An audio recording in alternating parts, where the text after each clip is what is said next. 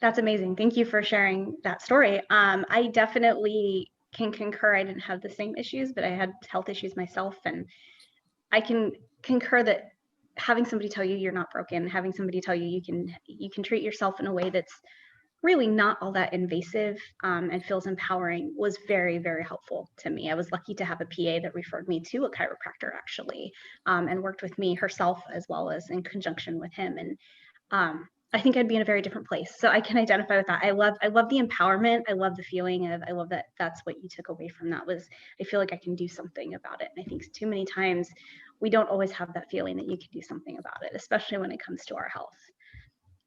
Definitely.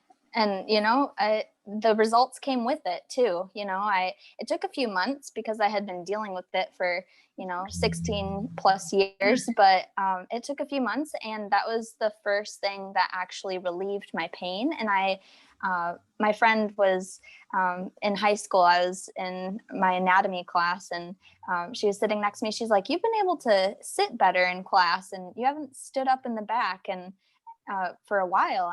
And she's like, "How's your back doing?" And I was like, "You know what? Now that you mention it, I actually don't have any pain right now." Wow. Yeah, so that's when I realized chiropractic works, and I wanted to, help people like that, that would be able to have a better quality of life.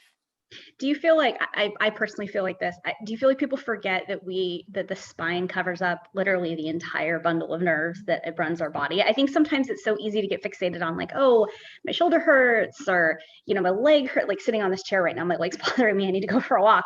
But, I think we forget that there's this column that holds everything, that literally controls every electrical impulse our body has. And I think we forget about that, and people wonder, oh, what about the efficacy of chiropractic? Well, you're really just helping treat those that gigantic column that helps protect that very, very important bundle that controls, everything from breathing to movement of your arms. And so I think that's exciting. I think I like seeing how mainstream chiropractors are, that it's now very much a holistic care.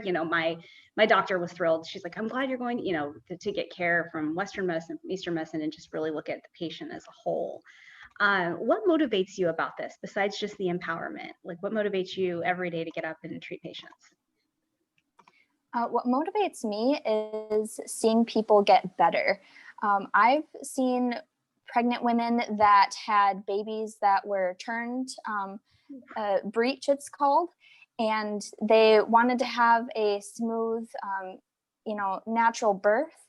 And usually when there's a breech baby, the concern is that there might be a need for a C-section. And so I've seen pregnant women that have been under chiropractic care before, during, and after pregnancy who have been able to heal better afterwards, been able to conceive and be able, when they thought they were infertile, they were able to get pregnant. And then when they were pregnant, if they did have a breech baby, that's what the Webster technique is, making sure throughout the entire pregnancy, making sure that baby has enough room to move so that they can be head down. So just amazing stories of kids getting better and less ear infections when they've had, tubes in their ears and 12 antibiotics, and just being able to live a drug-free life is just amazing to be able to see people have that quality of life. Everything from, being able to have a better golf game. Some people care about that, to picking up the grandkids. It keeps me going. That's wonderful. Pardon me while I take a sip of coffee. Even though it's almost 11, I actually poured myself a cup and forgot about it. So, you've talked about, which I think is really fascinating, that you pursued some advanced degrees like the Webster certificate. What kind of education do you need to get into the chiropractic field? Yeah, that's a great question.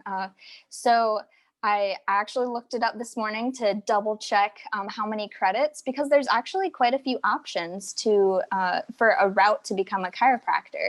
And because normally, as I know, a high school student, when I was going through school, I thought, okay, you go to high school, go to college, and then, if I want to go to more college, I can do that.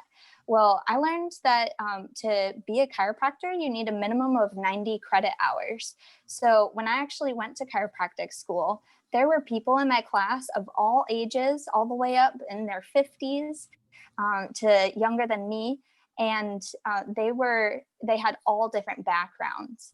So there's a bunch of different routes. You could do a community college and get those credits. And I just knew that I needed 24 credits in life and physical science, and half of them had to be with the lab. And so the best advice that I got was to follow my dreams and do what I wanted to pursue. So that's why, like in my bio, how you read, I pursued a major of Spanish and Portuguese. I think that's really exciting. And I think especially in our area, which is fairly diverse, especially out in East County, and really where I happen to live, which I joke about being West Gresham, but truly is Beaverton. It's very diverse. We have a lot of different languages. I know just going into Clear Creek Middle School for a career fair, I was really impressed at the amount of language and culture that the different, that was there for the different students. I think that's really exciting that you can focus on languages or culture or something and really bring something unique and different to a practice to make your patients feel welcome and also heard. I think sometimes with language barriers, right? It's hard when somebody's hurting, already and in pain already, to have a language barrier on top of that and not be able to tell them, like, it's not just my back, it's my shoulder or it's my hip. That can be very frustrating. So good on you for doing that, and also expanding the opportunities for people to seek healthcare. What options are there to get started? And I know I asked that question because my program deals with K through 12, of course. And so I know when I was in high school, I thought, well, I'm already in high school and I probably should have been volunteering since I was 4 to try and get into the medical field, right? But, I was lucky in my little tiny hometown. I came from a town of 2,000, so I understand tiny. I was able to shadow people, like HIPAA, of course being a concern, but I was able to shadow a physical therapist and very much like interns do. So what options, if somebody's interested in chiropractic, what options are there to get started? Yeah, I love hearing that you shadowed when you were younger. I highly recommend that. That's what I did too, learning. And it was actually a class that I had it was an assignment we had where we had to go around and shadow a few different professions. And that's what really, solidified what I wanted to do, because I was able to compare and contrast different professions. So there's a bunch of different types of chiropractors, which is amazing. And so I highly recommend people to be able to, especially when you're a student, and do it early, is to shadow and see if you do want to help people. Do you want to be a physical therapist where you work more with the muscles and do rehab? Do you want to work with kids and do different activities with them? Or, there's also different age ranges, different activities that you can do with them. So I highly recommend it, because it can range from, being a chiropractor like me that works with kids and pregnancy, to being a chiropractor that works with athletes. And I know that there's all of the NFL teams have chiropractors, and all of the major sports teams have chiropractors. So, there's so many different options with it. It's good to shadow now. Definitely. I used to want to be actually an athletic trainer a very, very long time ago. Largely, I had some knee issues from birth defects when I was growing up. And so I just found that all really fascinating. I didn't know that the NFL major sports teams actually had chiropractors. I think that's really cool.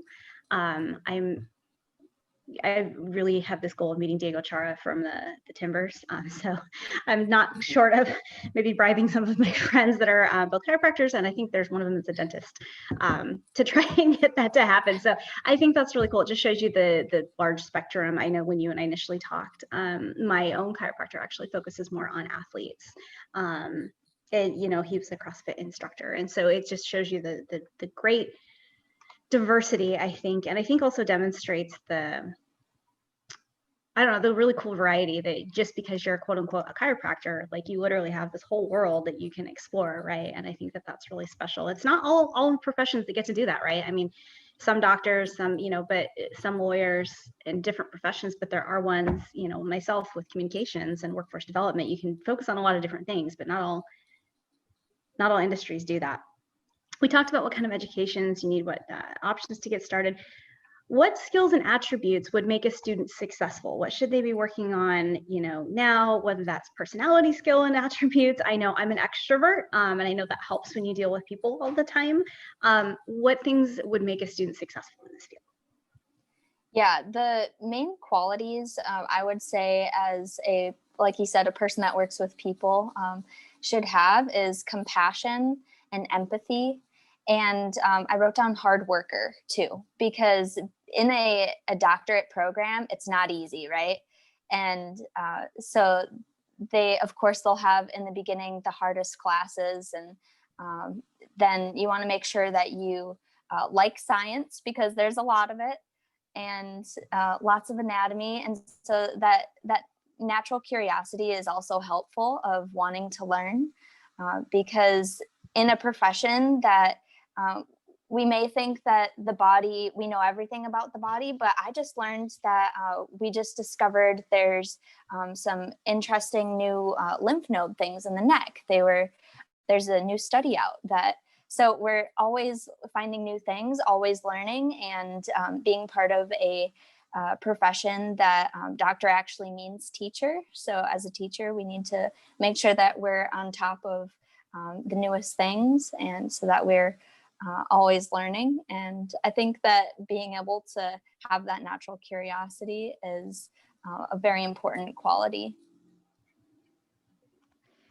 Yeah, so my husband and I often have really odd discussions when we travel long distances. And one day we decided to talk about the vascular system, actually. And I read that there was a study in Germany, out of Germany, that was published, I believe, in the American Medical Journal, that talked about they've discovered new vascular canals in bones. It's not just the regular, like where they thought there was a few ins and outs of, the marrow and how they make blood. It was very fascinating. And I think as a person, right, we all like to continue learning. So here I am on, the AMA, like looking up these things. And so I think as a person, you like to be learning, but I think as in a profession like yours, you really have to really seek that knowledge and really be excited about the newest thing. And I would gather to assume too, I mean, you've had a lot of education and pursued advanced, but you probably have to be pretty open to learning new things, right? I mean, it's being stuck in your ways might be a little bit dangerous. Definitely. Yeah. It's always important to be open to new possibilities. And even though the chiropractic profession is 125 years old this year, there's a lot of years to go. And that just means that there's more to learn. Which is very exciting, at least for me. Like I said, we have very odd discussions. What would be your one, looking back through your career so far and in your pursuit of education, what would be your kind of top piece of advice for someone wanting to get involved in this field? Yeah, my top piece of advice, I love that question because if I didn't get this piece of advice that I will give, I think that my route would be totally different. So when I first started into this profession and knew I wanted to be a chiropractor, I thought that I had to go the pre-med route, be a biology major, and do something that I wasn't exactly passionate about. I didn't want to only do science classes. I wanted to get a well-rounded education. And when I actually got advice from the admissions counselor at my chiropractic college that I went to, Palmer in Iowa, they encouraged me to get that well-rounded education. And they said that's what they were looking for. And so they said to follow my dreams and do what I love, because you won't be as passionate about anything else besides what you're dreaming about. And so that's why I chose Spanish and Portuguese as my main major in college, because that's all throughout middle school and high school. I loved learning Spanish, and I wanted to make sure that I continued that. And then I was able to implement the other science courses that I needed, and I was able to still meet the requirements, and I got that well-rounded education that I was really excited about. So I got to take an archaeology course, and I was still learning about the bones, but it was with a class of people that were planning on doing different digs around the world. and I learned about the bones, and so did they, but we just had different paths, and I felt like I, still got that well-rounded education, just in a different way.